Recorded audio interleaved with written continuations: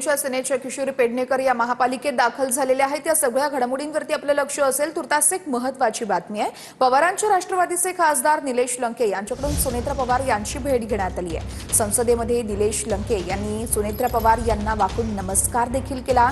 सुनेत्रा पवार, प्रफुल्ल पटेल, तटकरे आणि पार्थ पवार, जय पवार यांच्यासोबत संसदेत दाखल झालेले आहेत. आणि ही दृश्य आहेत शरद पवार यांच्या राष्ट्रवादीचे खासदार निलेश लंके यांनी सुनेत्रा पवार यांची भेट घेतलेली आहे.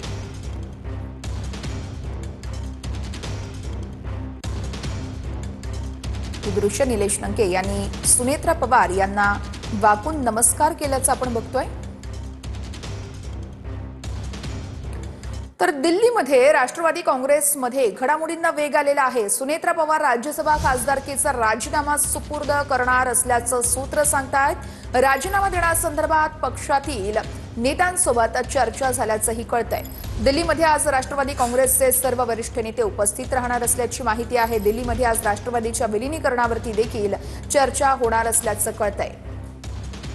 सुनेत्रा पवार राज्यसभा खासदारकीचा राजीनामा सुपूर्द करणार असल्याची सूत्रांची माहिती आहे. दिल्लीमध्ये आता घडामोडींना वेग आलेला आहे.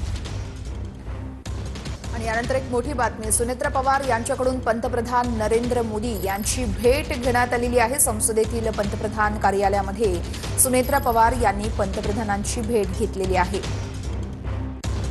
दिल्लीमध्ये उपमुख्यमंत्री सुनेत्रा पवार यांनी पंतप्रधान नरेंद्र मोदी यांची भेट घेतल्याची ही दृश्य आपण बघत आहोत. त्यांच्यासोबत राष्ट्रवादीचे नेते देखील उपस्थित आहेत. संसदेतील पंतप्रधान कार्यालयातील ही पंतप्रधानांसोबतची भेट. सुनेत्रा पवार यांनी पंतप्रधानांची भेट घेतलेली आहे. त्यावेळेस त्यांच्यासोबत प्रफुल्ल पटेल, सुनील तटकरे, पार्थ पवार, जय पवार हे देखील उपस्थित आहेत.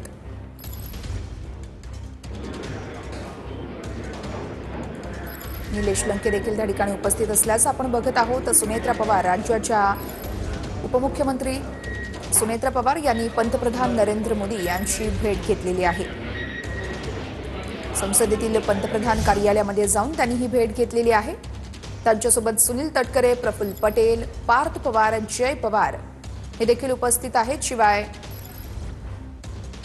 शरद पवारांचे राष्ट्रवादीचे खासदार निलेश लंके देखील उपस्थित आहेत. गेल्या 10 मिनिटांपासून ही भेट सुरू असल्याचं कळतंय.